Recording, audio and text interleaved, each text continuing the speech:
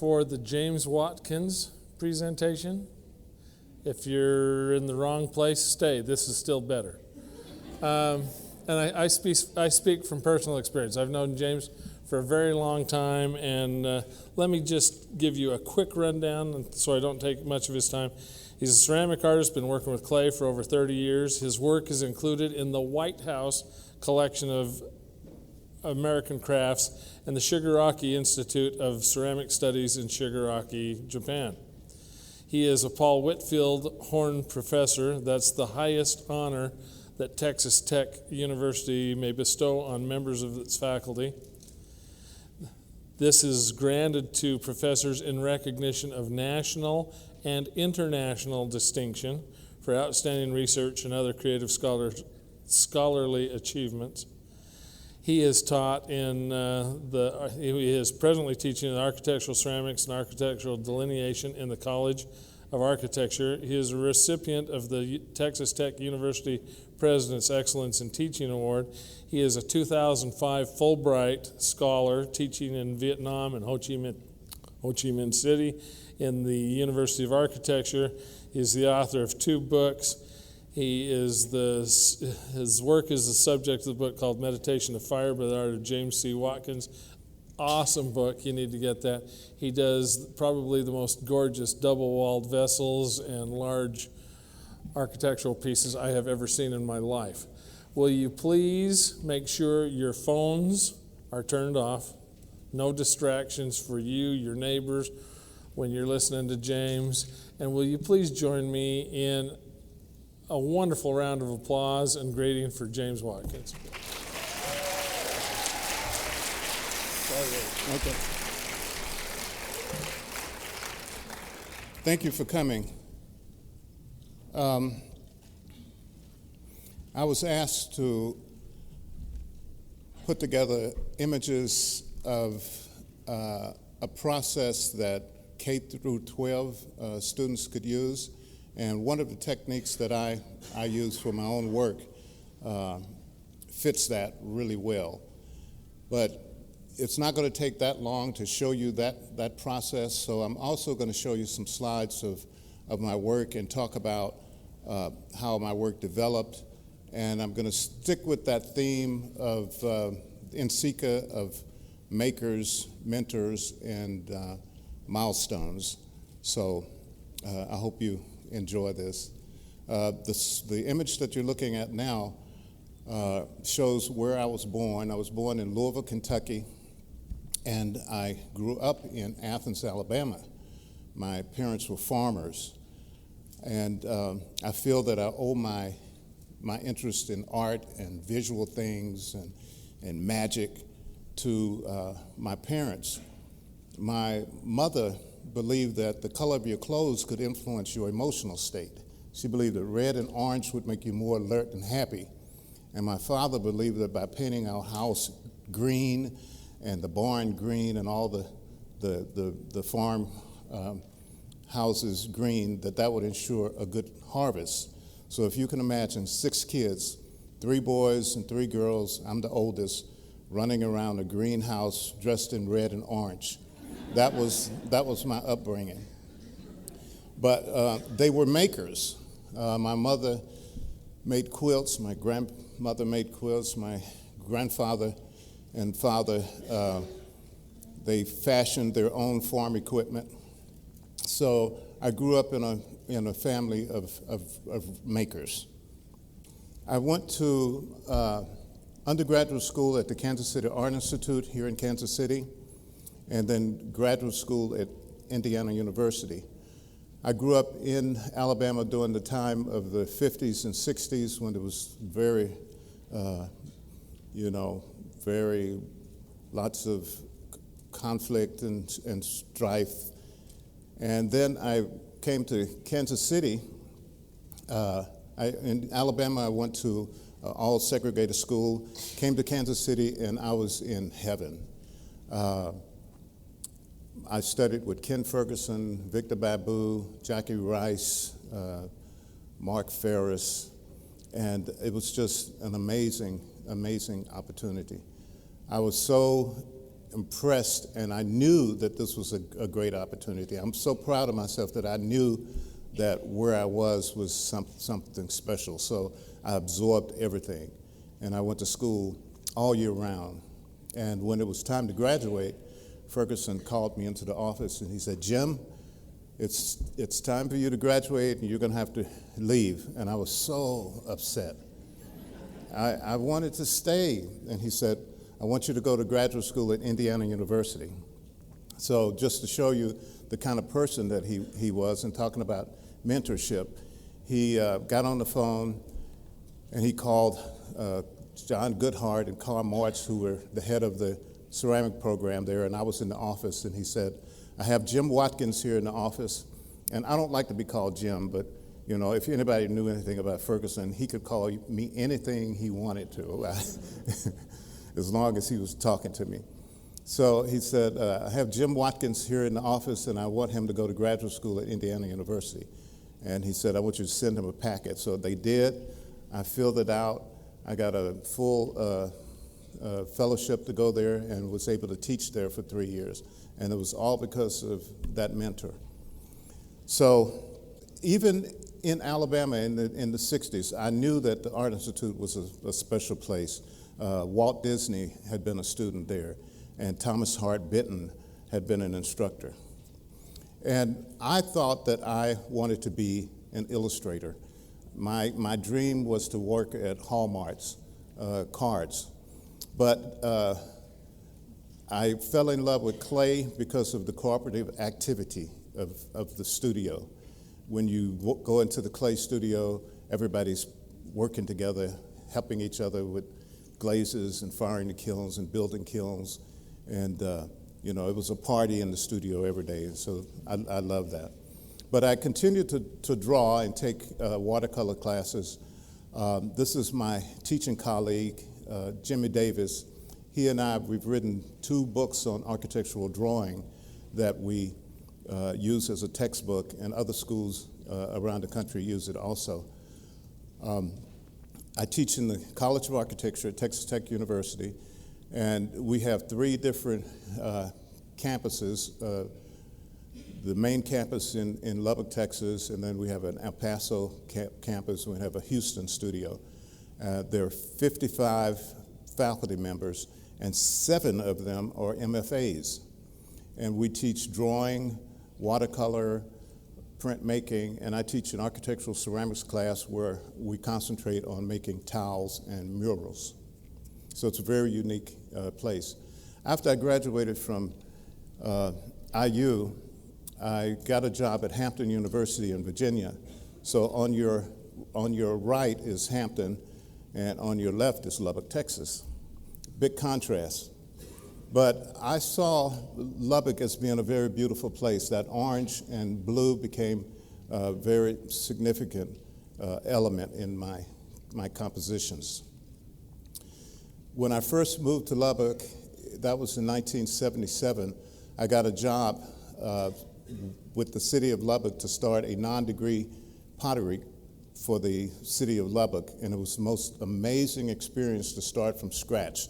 They gave me a building, they gave me a crew, we tore the inside of the building out and expanded on it, made the classrooms larger, and it was overlooking a park looking down into a lake. If anybody knows anything about Lubbock, Texas, it's very flat, and to have a piece of land looking down into something was very unique. So I worked there for 5 years, and it was great. In one class, I had a doctor, a short order cook, a lawyer, an auto body mechanic, a high school teacher, high school student, and they represented all elements of the community. It was really an amazing experience, and I'm so happy that I had that opportunity to do that. After tearing the walls down, we refurbished the building, and this is what it looked like. And this is me in the good old days when my hair was bigger than my butt, and it's testament to the fact that all things change. So the kilns were built outside. It was built next to a park, so we had to had to lock the kilns in because we would go there in the morning or in the evenings, weekends, and find people playing house in the clay, in the kiln. I'm an urban potter. This is my house and studio. I have renters on both sides of me, and whenever I have a new renter that comes, I have to give them a pot. I invite them over, show them the studio, the kiln, and I give them a pot so that they don't complain about the roar of my kiln and the smoke that comes from raccoon firing. So it all works out. So I've been there 35 years and I haven't had a complaint. This is my studio. This also gives you an idea of the scale of the pieces that I work with. I work with double wall forms, and I'm going to show you later on how I make these forms. I built the studio onto the house so that I can come straight out of my bedroom into the studio, and it's wonderful. My kiln area, and I have a gallery in the backyard, and that's nice. It's really nice to have a place that I can go and be and think about the work. I try to work, my goal is to do something every day in the studio, but sometimes that means going out and sitting and looking at the work and thinking about the work and, you know, and learning from the work. Atmospheric and environmental influences. We have haboobs. Anybody ever heard of a haboob? No? They're dust storms, huge dust storms that come out of nowhere. And we have tornadoes. And when I first came to Lubbock, I moved there in Christmas Eve, 1977. It was right after a major dust storm. I drove into the city, and there was dust on the curb. And there was this eerie color in the atmosphere. And, you know, normally you would think, wow, what an ugly place. But I thought, that's interesting. I wonder if I could do something with that dust. So I started collecting the dust, and I would mix 3 cups of dust to 10 cups of water, and at that time, Calgon, I don't know if you all know anything about terra sigillata, but Calgon, they had the little blue flakes in it, and it would make the lighter particles in terra sigillata float. But then they changed the formula, so you have to now use sodium silicate. So I would mix that together, and I'd make terra sigillata, and I'll show you some images. The platter that you see on the right there, the little specks, that's terra sigillata made from the dust that I would spray on, mask off the area, and then spray onto it. Lots of interesting images of coyotes on barbed wire, and I did a whole series of platters related to that. So the work is in response to something. It's me being an acute observer and then using that information as a point of departure for making images and forms. And this is another example of the terra sigillata made from the dust, that orange that you see on the platter. And the wiggly lines are made from tumbleweed that I stripped when it was dry and soaked it in salt water and then let that dry and then lay it on top of the platter and fired it. And when it would catch on fire, it would wiggle. And then because of the salt and ashes mixing together, it would create this glaze on the surface. Cotton gin lint filters were something that I looked at quite a bit, and I made a series of covered jars that related to that. I enjoy hiking and camping and collecting materials that I take back to the studio and test and fire them, using them as slips on top of pieces to create interesting surfaces and textures. These are examples of forms that were influenced by the collecting of materials. And also this one. The platter on your left, when I took it out of the kiln, my daughter, she was 5 years old, and she said, yummy, Dad. That's one of the best compliments that I've ever received. She thought it looked like a big cookie. This is another place that's been very influential in my work. It's called Rattlesnake Canyon. And if you look at the map and you find Lubbock, Texas, and you go all the way down to Mexico, you get to the Rio Grande, and this is where you'd be. It's a canyon that has pictographs that are 4,000 years old, made by natives. So I'm going to tell you a story real quick. The owner of that land donated the land to Texas Tech University because of the pictographs. His daughter was a museum science major, and she wanted to know if artists would be influenced by going to this place. And if so, she wanted us to make art, and then she would curate a series of exhibitions. So she gave each one of us a hand-drawn map, and we were supposed to get there by going back roads because she wanted us to see the landscape. And so I left very early in the morning. I wanted to beat everybody. So I'm driving along, and it's beginning to get dark, and I think I'm lost. I can't find anyone, and I come across a group of cowboys herding sheep, Angora sheep, goats, and I get out to ask for directions, and they don't speak English. So I think I'm lost. I'm in Mexico, and maybe I'll have to stay in my van and sleep all night and go back home the next day. So I keep driving, and I come across a pile of rocks with a piece of cardboard and my name and an arrow, James, and they had been out looking for me. And so I followed the arrow, and I found the other crew. So I felt so guilty. But one of the things that we saw there were metates. These are bedrock mortars, and they're made in the rock. The natives used them to crush food and paint, to make paint for the pictographs.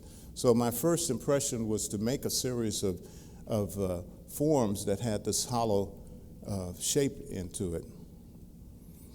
Okay, so now I'm where I'm supposed to be talking about K through 12, a K through 12 technique that high school students and high school teachers can use. How many high school teachers are out here? Okay, so good. Okay, so I think this is good because the K through 12 show is a wonderful, wonderful show, you know, but I didn't see any techniques using this particular technique. So this is maybe something teachers can take back. So what you need would be a metal can. And I collect old popcorn cans.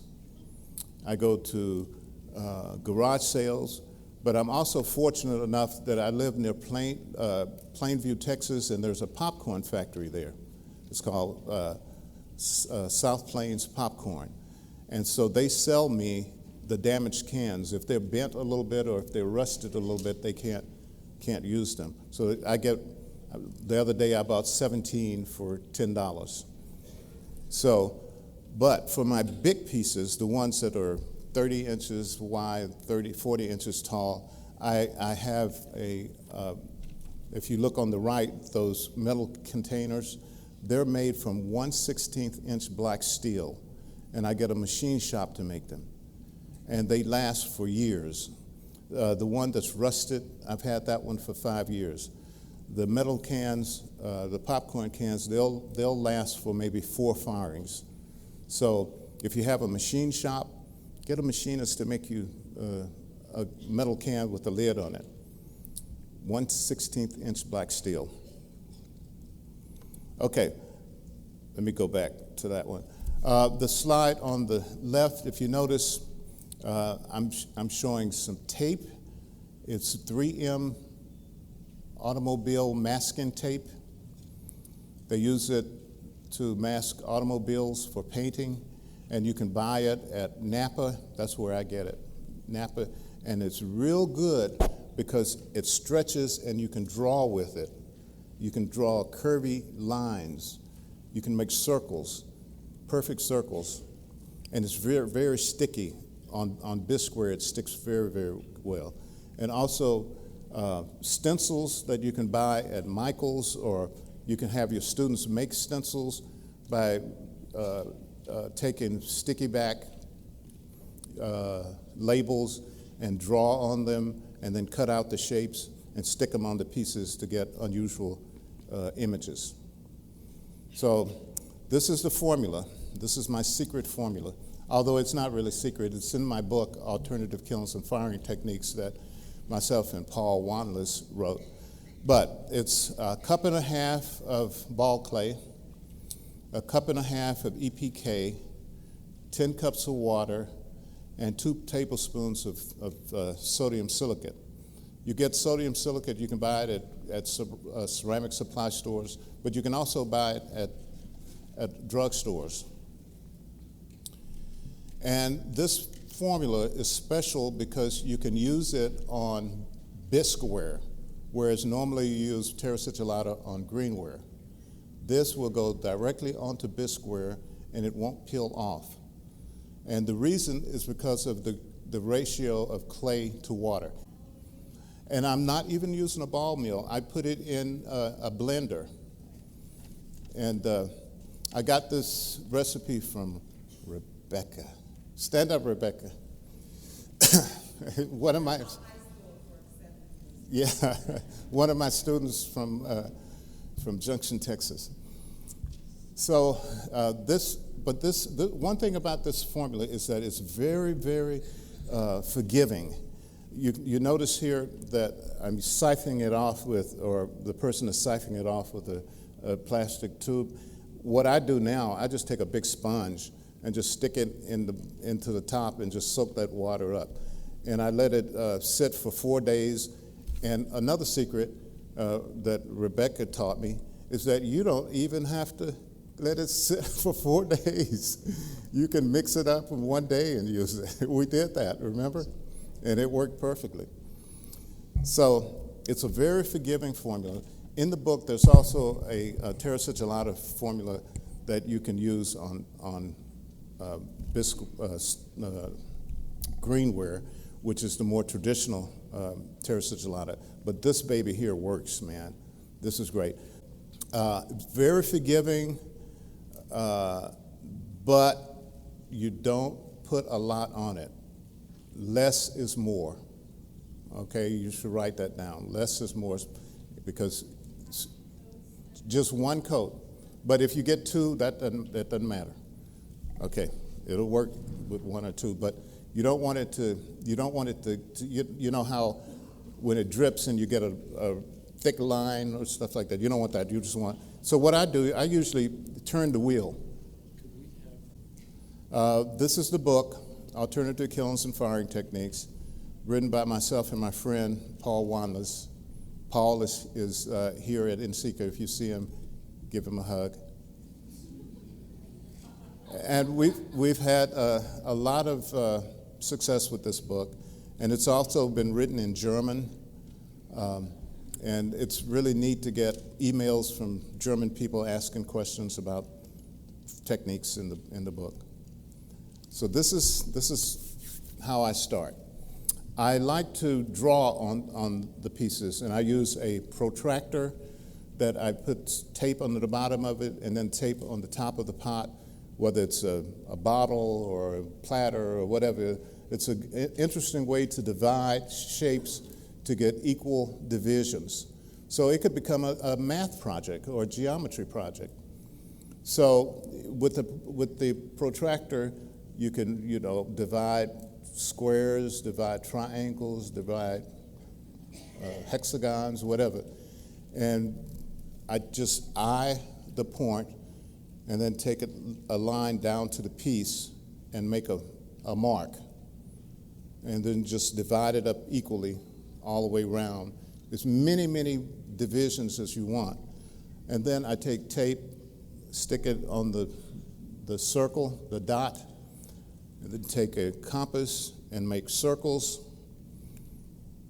You can make vertical lines, circles. Another example of the tape so that you can see the 3M. It's important that it's that particular color, and it comes in 4 different sizes so that you can use line weight. You can play with line weight. You don't have to just use one line size. So then you can see that I'm making circles, and it's very sticky. It even will stick on greenware, but it's best that it sticks on bisqueware. And using stencils, just the cheap stencils that you buy at Michael's, and as I said earlier, you can make your own stencils.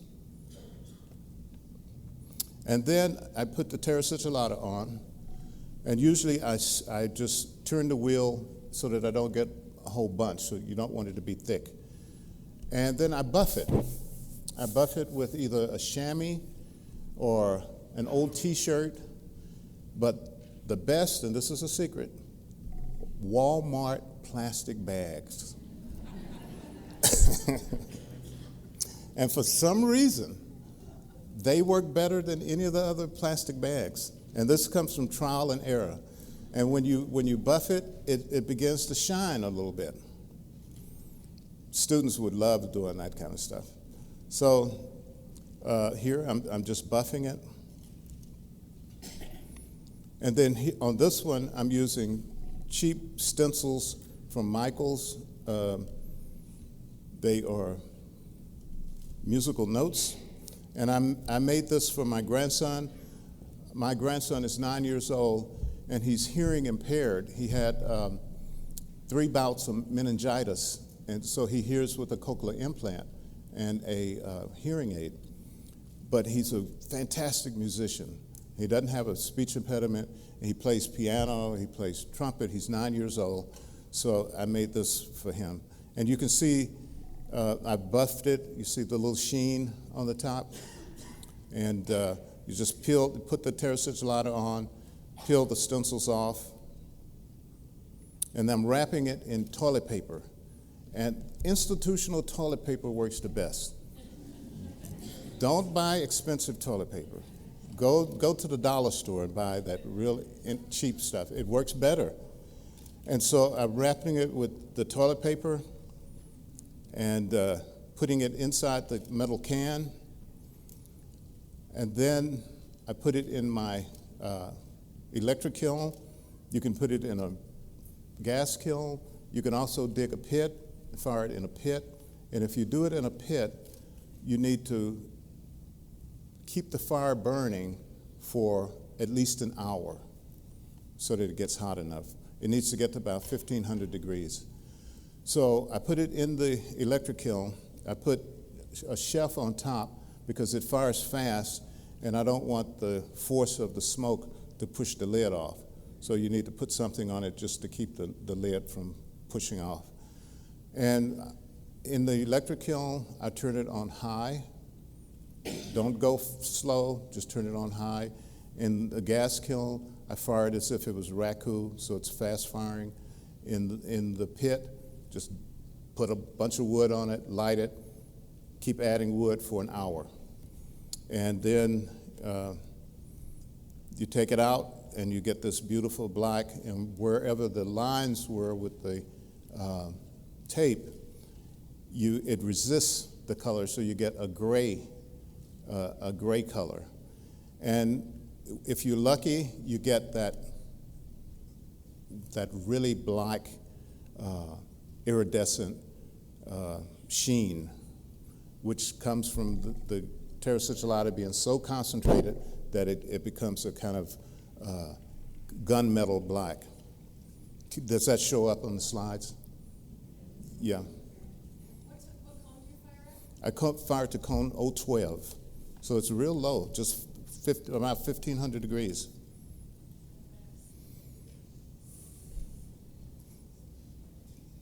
I think it's real beautiful, and I think kids would really enjoy working that way. And it's so quick and so spontaneous, and even if they were using towel pieces that everybody was working with one towel that was uniform, they could make their own elements, their own shapes, and own designs in drawing on sticky back paper and creating stencils. Yes? Sorry. So what do you bisque fire your pieces, like 06, 08, 010, or does it make a difference? 08, 06, it doesn't make a difference.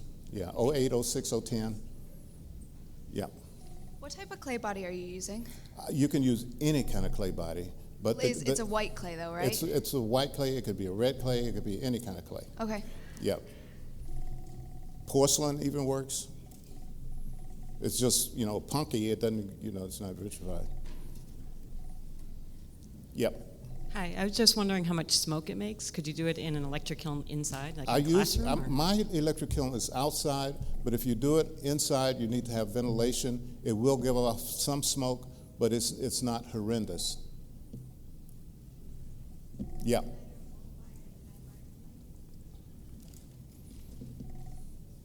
It doesn't matter low fire clay or high fire clay. It doesn't matter if it's high fire or low fire. No. Any kind of clay body works well. Any other questions before I go on? Yeah. Instead of using tape and stencils, could you use wax resist? You can use wax resist. Yeah. In the book, there's some examples of people using wax resist. Good question. Yeah. Come over. Do you put any chemicals? No, I don't put any chemicals in because, especially when I'm firing in the electric kiln, because if you put salts, it will corrode the elements. The other thing is you don't want to use a galvanized can because the galvanized cans are made with zinc oxide, and when you fire them, it gives off a zinc gas, and it'll also turn the pots kind of milky white. So you don't want to use galvanized metal cans. Any other questions? Okay, so that's what I have for K through 12. For more advanced people, I'm going to show you something else. These are teapots, and I'm giving homage to one of my heroes, David McDonald, who does carved work. He's looking at African images, and I'm looking at cotton gin or cotton field furrows. This is what I see every day in my area. It's the cotton capital of the world. And the cauldron forms and the black interest in the black forms come from my experience of growing up with my maker mother and grandmother who made something called souse. Anybody know what souse is? Any Southern people? Raise your hand if anybody ever heard souse. Yeah, hoghead cheese, yeah. And they made soap from fat and cracklings. Anybody know what cracklings is? Raise your hand. You know what cracklings. Okay, they made cracklings and they made hominy from hard corn. And my job was to keep the fire burning. So I think that may be why I'm fascinated with fire, So as soon as I started making pots, I wanted to make a big cauldron piece. And I tried making them, but I wanted them to be on feet, tripod feet or 4 feet, and they would warp in the kiln. And I tried firing them upside down. I tried making the lip real thick. So one night I had a dream. I dreamt that I was in Santa Fe, and I saw my forms, and they were double-walled. And it became a lucid dream. I reached out, and I touched it, and I thought, oh, okay, I understand. So I came back, and I made a double-wall pot. And these are some of the double-wall pieces fired in the metal can, the big metal can. And you can see that iridescent black gunmetal finish. And the carving on the bottom. The tool that I use is a hacksaw blade that I take a Dremel tool and I make a circle, and then because the blade is flexible, it cuts through the greenware like butter. And then I mask off the area and sandblast it so I get a contrast of textures. Yes? I was wondering how did the double walls solve the foot warping problem, or are those double It's an walls? engineering thing. It makes it stronger, and I guess the two walls together keeps it from warping, you know, so they hold together. Yeah. The bird images come from observing sandhill crane that migrate in my area. They do a wonderful mating dance, and they have a otherworldly sound. Anybody ever heard sandhill crane? Yeah, they're amazing. So that's where that's coming from. The circles are coming from looking at the crop circles when you fly over Lubbock, Texas. I did a architectural ceramic piece for the hospital in Lubbock. We have at the university hospital. We have a 1% for the arts program at our school. So any building that's built on campus, any renovation on campus, 1% of the cost of it has to be used for art.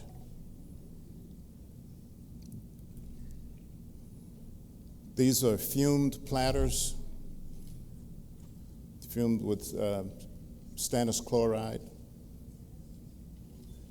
This is the piece that was in the White House Craft Collection.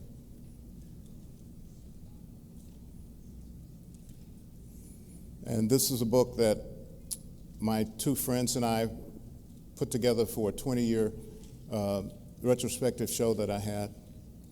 I used the proceeds for that book to start a scholarship fund, speaking of mentorship and the story of Ferguson helping me get a scholarship to IU. So I wanted to give back.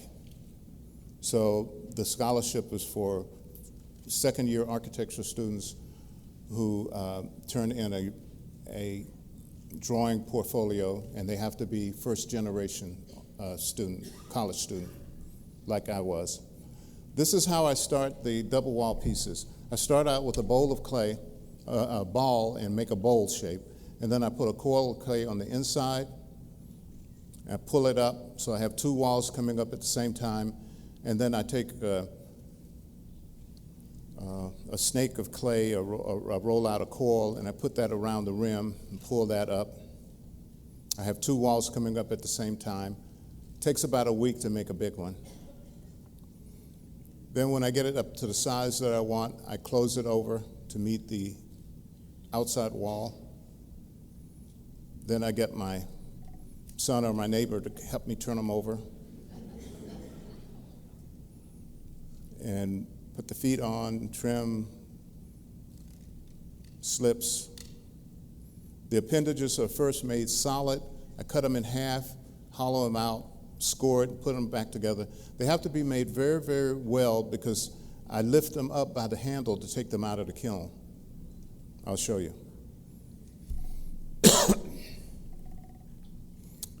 I have a fire suit and a pair of gloves that have a metal mesh that goes over the top so I can reach in the kiln at 1900 degrees and pick the pot up. But I have to do it in 10 seconds, so I count. 1, 2, 3, 4, 5, 6, 7, 8, 9, 10. And if I don't get it in by 10, I'm on fire.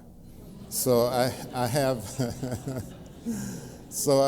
my someone there with a hose I never do it by myself. But I'm saging. So I don't know how long I'll be able to continue doing that. Notice I said saging. Yeah. So this is what it looked like after it came out of the kiln. But it gives you an idea of the scale of those things. Again, the metal container, I want to show you another technique that I use for the metal container. You know the spectrum glazes, they have them on sale I use those glazes, they're low temperature cones glazes. So I glaze the pot, okay, and fire it, and it's real shiny. But then I wrap it in toilet paper and put it back in the metal container And this time I take it to cone 017, and I hold it for an hour. And what that does is it makes the glaze craze, and you get this wonderful crazing. I think that is so beautiful. To me, that's so luscious. I just love that. What do y'all think? Is that cool? I think that's cool. Huh? Go ahead. And then another technique, after I do that, then I will take gold luster. K through 12 people can't do this. It's too expensive. 100 grams of gold costs $1,000 almost. So I spray gold on it, put it back in the kiln, and take it up to cone 019, and then let it cool to 850, and then I put a tablespoon of stannous chloride on one side, a tablespoon of stannous chloride on the other side, and then I lower the kiln and I run like hell because it gives off a nasty gas. But this is what you get.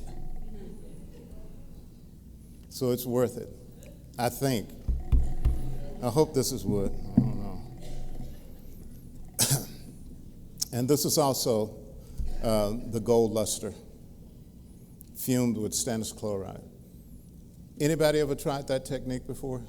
How many of you know about that? No? Yeah. Any questions about it? Because it might be something you want to play with. Okay. It's too dangerous, too expensive? And another big piece. And the slide on the right, I got it from Roberto Lugo Facebook. He posted that, and I believe this to my heart. My experience tells me this, that this machine kills hate. And the slide on the left, art saves lives, and I'm here to prove it. I'm alive.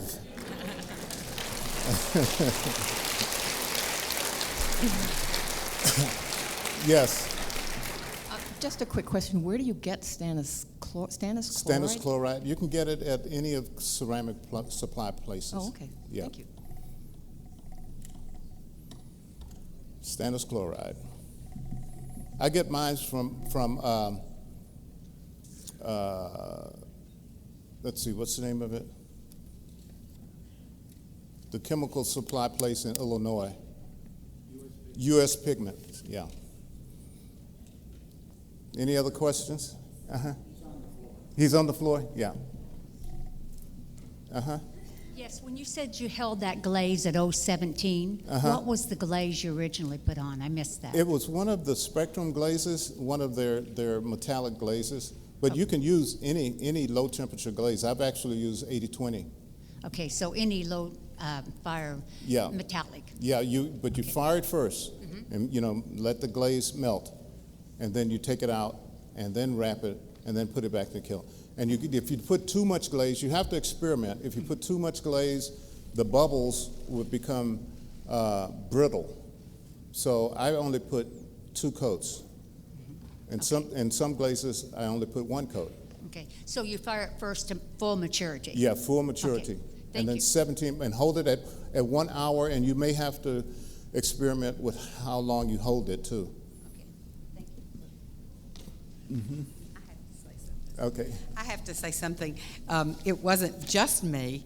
It was when I went to Texas Woman's University and I had John Bro Miller as a professor. And he told me, you don't always have to have a kiln to fire a pot. Yeah. And so that's what this conference is all about, is mentoring and milestones. And we don't know how far back this really goes. Yeah, that's true. Thank you, Rebecca. Yeah.